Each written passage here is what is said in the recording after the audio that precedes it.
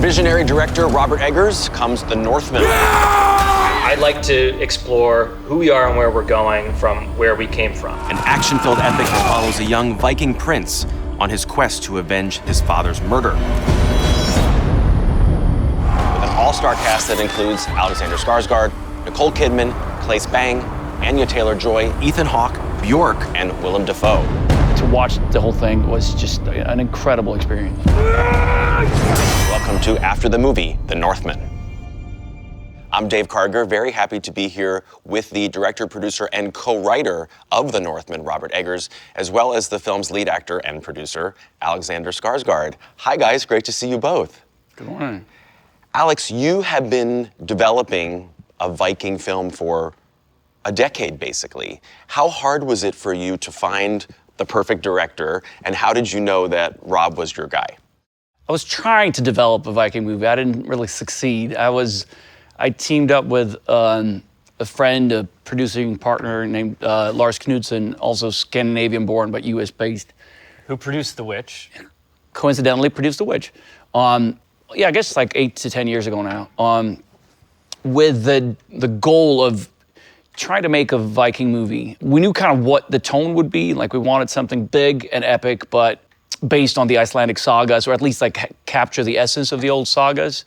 So we spent a couple of years kind of percolating, and we're trying to figure out what the story would be going through the old sagas. And 5 years ago, we met, unrelated to that project. And then that's where it all started. That was kind of the genesis of this, because Rob had just come back from Iceland, or? Well, I 2 years earlier, I had gone to Iceland, and like Alex has been into Vikings since he was a kid, and I really was not into Vikings, but the landscape of Iceland, like the brutality and the beauty and the power and the ancientness, I mean, it is totally inspiring, you know? I mean, you go there all the time, like it's so powerful, and I thought, like, people sailed here in the Dark Ages and didn't die. Like, I want to read about these people. So then I picked up the sagas and started thinking about a Viking movie. And the only thing that I had as an idea was that it should end with a naked sword fight on a volcano. Obviously.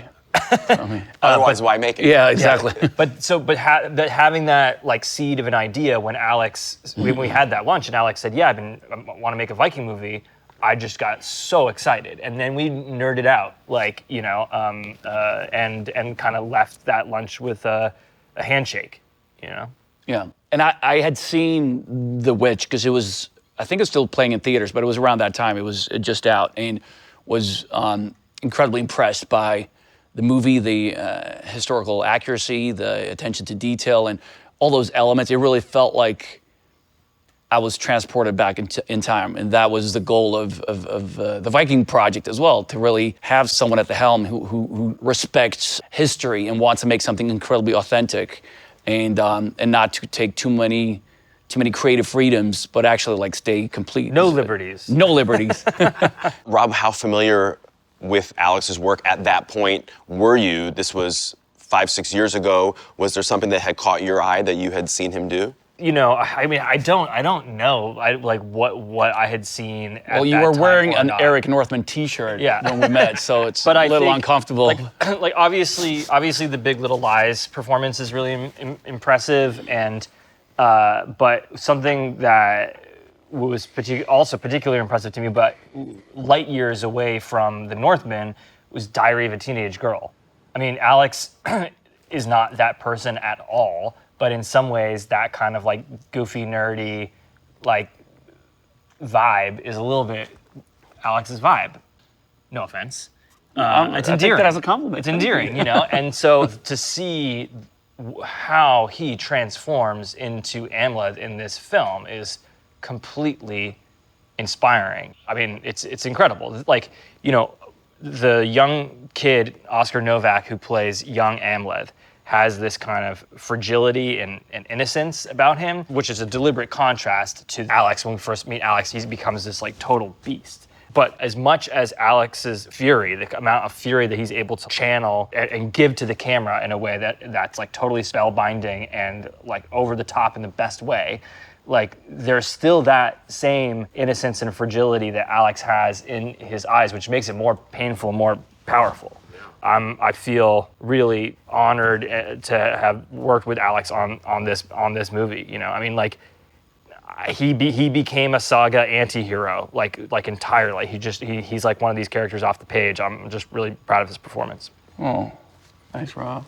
I'm Swedish, so I don't take praise very well. I'm very uncomfortable right now. Well, that's very nice. Alex, how did you know that you were up for the intense physical transformation and training that this would entail? This puts Tarzan to shame. The character's name is Björn Ulfur, which means bear wolf. So it's kind of in the name. He's a Viking berserker when we meet him as an adult in the beginning of the movie. And it was imperative to kind of put on some weight and look a bit more bear-like in those raids. There's an incredible moment in the beginning of the movie. It's a shamanistic ritual in which the berserkers basically transforms into their spirit animals.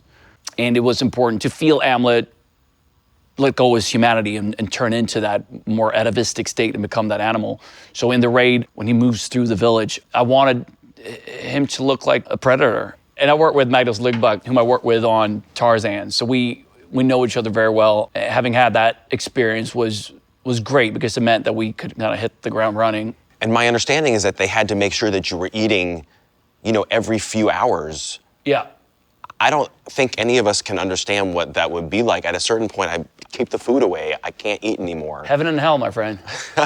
Yeah, sometimes it's a lot. We were rehearsing a very like delicate, intimate scene between Andy and Alex in my office, and I had like all these signs on the door that were saying like, you know, keep out, no one can come in, like talk to my assistant, nobody know how, and someone starts like banging on the door, like jumps in, it's Alex's trainer Magnus, and he's like, Alex, you need to eat this salmon right now, it's an emergency.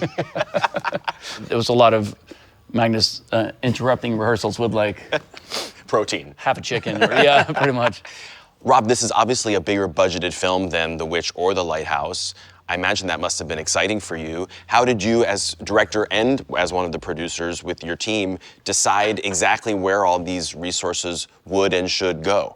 Well, I mean, I'm spoiled. My first two films were a small enough budget that and the worlds were small enough that I was able to create the entire thing, like an entire fledgling New English farm, an entire lighthouse station. And here, it's a Viking village, a Viking city, a Viking temple, a Slavic village, you know, warships, merchant ships. I mean, it was crazy. You know, I'm very grateful to the studio to trust me and my collaborators to do this, because what was really special about this is that, you know, they let me and my team make this the only way that we know how, which is to do it like with this hysterical accuracy, as some people have said, and to shoot it single camera without coverage. And that's a big risk for a movie this size, because there's nothing to fall back on.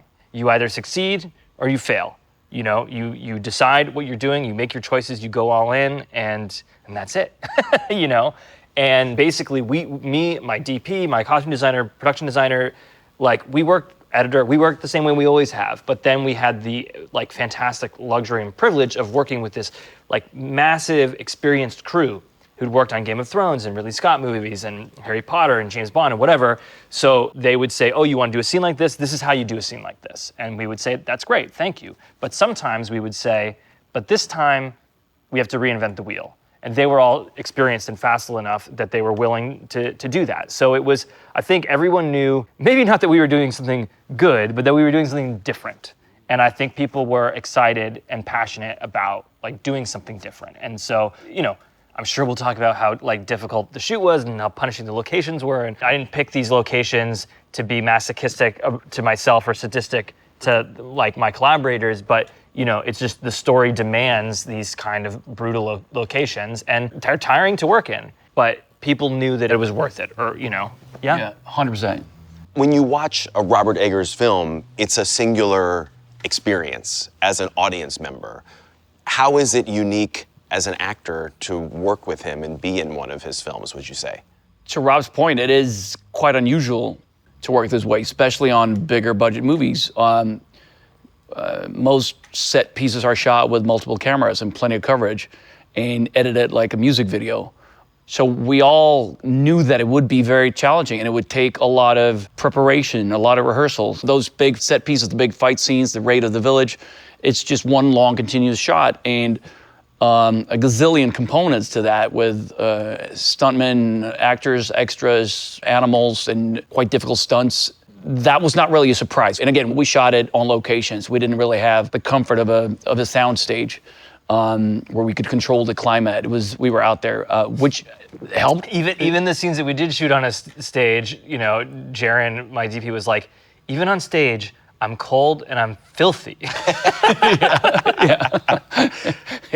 When we're filled and the adrenaline is pumping and we're in the scene and we're going for it, like, you can't really worry about, oh, I'm supposed to hit that mark, we're going over there. Like, it has to be second nature. You have to do it so many times that you just like do it. And you also need to know the speed. So the key, I would say, was to come incredibly prepared.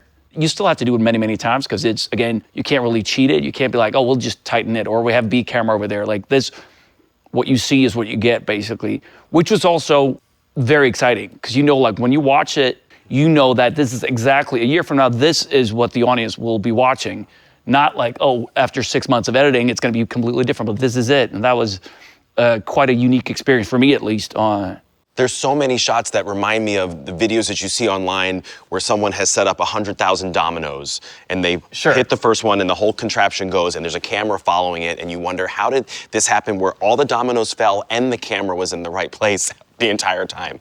That's how I felt watching a lot of the shots that you're talking about, and just the high wire act that I can only imagine it must have felt like for each and every person on the crew and in the cast. No, it's nail biting, and you get addicted to like white knuckling the monitor to make sure that we get it, you know. But part of the privilege of working on this scale is, like, you know, the village that we built for this raid that we keep talking about was built to shoot this raid, you know. And there was months of me and Jaron walking around with a viewfinder, telling the production designer, we need to clock this building a little bit more like this and move this one a little bit more like that and this building a little more here, just so that we can get every little piece right, you know? You know, it is a very immersive experience. It's a transporting experience to watch this movie because it takes you to this world that is physically dark, wet, muddy, but also thematically it's exploring savagery and inhumanity. And it led me to wonder, what was it like for each of you to live in a world that was like that, physically and thematically, for the amount of weeks or months that you did for this? Did it mess with your mind in a way? Alex speaks about this very well, but you do have to kind of compartmentalize this stuff to get on with the day. Like, you know, I think for Alex, you can speak to this yourself, but like he has to walk away from the character and that character's baggage. For me, a lot of my weight is the responsibility that I have on my shoulders of making a movie. At, like, you know, the stress. You know, I if I confronted the responsibility and stress that I was under, I would probably just have died instantly. You have to kind of put that stuff aside. I don't have many strengths as an actor, but one is I have the switch, so I can't switch off, which is helpful. I think in order to find that work-life balance, it's a very long, very immersive experience shooting this, but... You have to protect yourself or you would go mad. I mean, especially for a character that is this single-minded and primal, unlike anything I've certainly seen you do or anyone do. Yeah, so to stay in that headspace for 7 months would consume me completely. So it was important to kind of have that switch. Rob, what would you say a story like this that takes place over 1,000 years ago can tell us about ourselves as human beings today? Well, it's my conceit, and I could be wrong, but you know, archetypal stories are the stories that stick around. There's a reason why we still tell, like, Hamlet and King Lear and Oedipus and Clytemnestra and Hansel and Gretel, because there's, like, truths about them, and you can reinterpret them for, like, any age and any time, and they just work. And also, all those things that I mentioned, those are all family stories, and we all have complicated family histories, every single one of us. And when you take family dynamics and family drama and you put it on a mythic scale, there's no way that people can't relate to that. I'd like to explore who we are and where we're going from where we came from, and the the past is a dark and distant mirror where we shockingly and sadly, like, keep seeing ourselves. I mean, Viking culture is super fascinating. You know, it's a culture of rich poetry and visual arts. It's a technically advanced culture where they're making these like super incredible ships that made the world smaller. You know, the trade routes made the world smaller. They were a culture of cultural fusion, which was a surprise to me. You know, but it's still a patriarchal society dominated by like horrible violence and subjugation. Clearly, we haven't changed in 1,000 years. Alex, what was your reaction when you first saw and experienced this film almost done in a big theater? I'd seen rough cuts, but the first time I saw it on color corrected with the final score was in Stockholm with my entire family, my childhood friends. My sister and her husband threw the after party at the Viking Museum of Stockholm, which was the most incredible. It was just the most incredible night. And to watch the whole thing was just an incredible experience. What was the come down like off of this shoot for both of you? Did you have to go immediately into the edit and the post? Were you able to take a vacation to some tropical island somewhere? Did you get to just like juice cleanse? What exactly happens when you're off a crazy shoot like this for both of you? Well, the shoot was shot during, well, it still is COVID times, but COVIDier times. And yeah, so we moved to London straight into the second lockdown, and then I started editing. I did have Christmas dinner. And I went and did a movie that takes place on a tropical island. Really? Yep. That was very smart. Yeah. What's it like for you guys to see each other and spend time together like this with regular clothes on, and it's dry and it's a comfortable temperature? Is it strange for you to be in kind of a real world, normal environment together after what you've been through? I feel like in a weird way, we were having more intimate conversations now than we had on set because it was all about like work. And I feel that, but we've also been through something pretty extreme together. So for me, like, I feel like doing this press has made like our friendship grow, which has been lovely. Yeah, because it's more, obviously, we're sitting here relaxed on a couch. It's on set. We're having great meals. We're having we had a lovely dinner last night, and we get to hang out with like each other's families. It's just on set. It's an incredibly tight relationship, but it's very work oriented. Like and you're up there again, out on a mountaintop with. You have to stay focused. Yeah, and, it's like problem solving. So it's like, okay, let's into it. It's like, and then when we're done, it's like, oh, it's not. It's quite nice. I actually like this guy, and vice versa. It's nice. Rob and Alex, you are a dream duo. Congratulations on The Northman. Go see it if you haven't already. Thanks so much for being here today. Appreciate it. Thanks. The Northman, directed by Robert Eggers.